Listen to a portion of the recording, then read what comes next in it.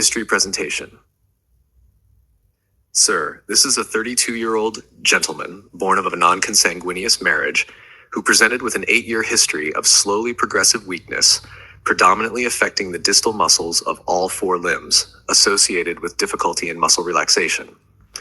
The illness began insidiously at the age of 24 years, when he first noticed difficulty in releasing his grip after forcefully grasping objects. He described inability to immediately let go of a handshake, door handle, or screwdriver after firmly holding them. These symptoms were more pronounced in cold weather. The history of delayed muscle relaxation following voluntary contraction is highly suggestive of clinical myotonia. As the disease progressed, the patient developed weakness predominantly involving the distal muscles. He experienced increasing difficulty with fine motor tasks such as opening tightly closed lids, turning keys, and manipulating small objects. Over the next few years, he began tripping frequently while walking because of weakness of ankle dorsiflexion and eventually developed recurrent falls. He also noticed progressive wasting of the forearms and legs. Although distal weakness predominated, he subsequently developed mild difficulty climbing stairs and rising from a squatting position, indicating additional proximal muscle involvement. This pattern of distal greater than proximal weakness is characteristic of myotonic dystrophy type 1. The patient and his family also noted gradual changes in his facial appearance over time. He developed drooping of the eyelids, reduced facial expression, and slurring of speech.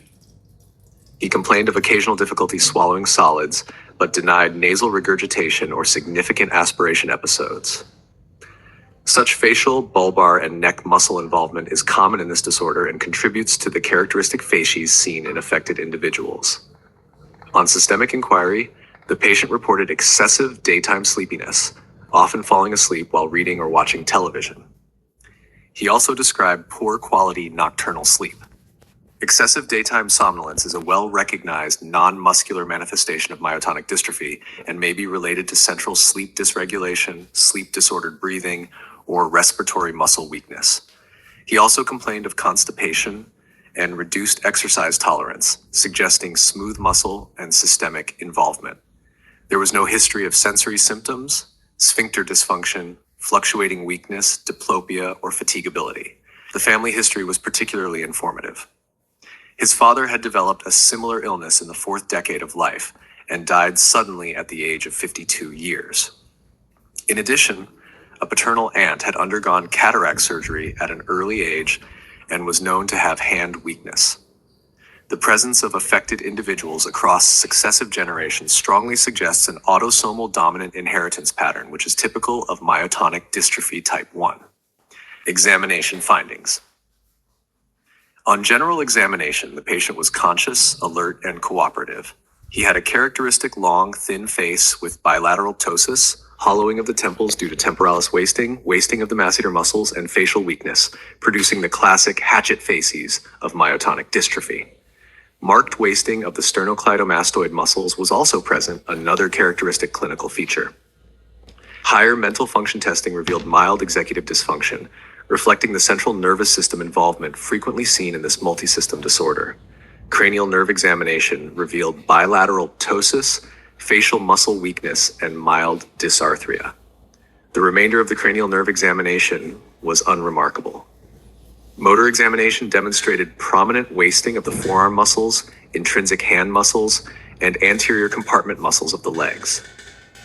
There was distal weakness greater than proximal weakness, with Medical Research Council grade 4 power in finger flexors and extensors, and grade 3 power in ankle dorsiflexors, resulting in bilateral foot drop. Mild weakness of the shoulder and hip girdle muscles was also present. Deep tendon reflexes were symmetrically diminished, while sensory examination was entirely normal, supporting a primary myopathic process.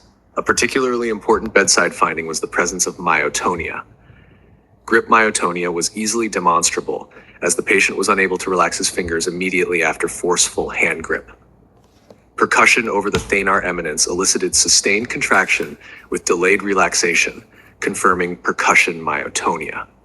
Demonstration of myotonia at the bedside is often crucial in establishing the diagnosis. Clinical localization and diagnosis.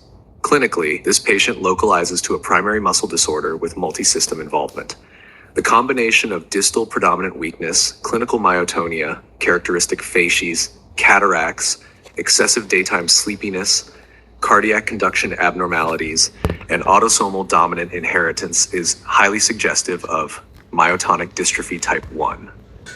Investigations and confirmation electromyography in such patients typically demonstrates characteristic myotonic discharges, producing the classic dive bomber or motorcycle engine sound. Serum creatine kinase levels are usually normal or mildly elevated.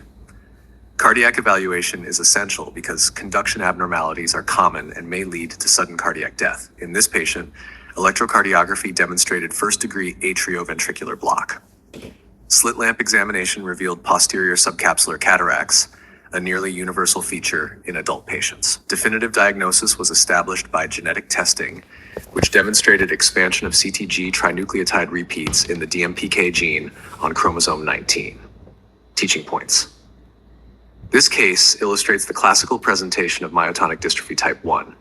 Key clinical clues include distal greater than proximal weakness, delayed relaxation following muscle contraction, characteristic facial appearance, sternocleidomastoid wasting, multi-system involvement, and a positive family history suggestive of autosomal dominant inheritance.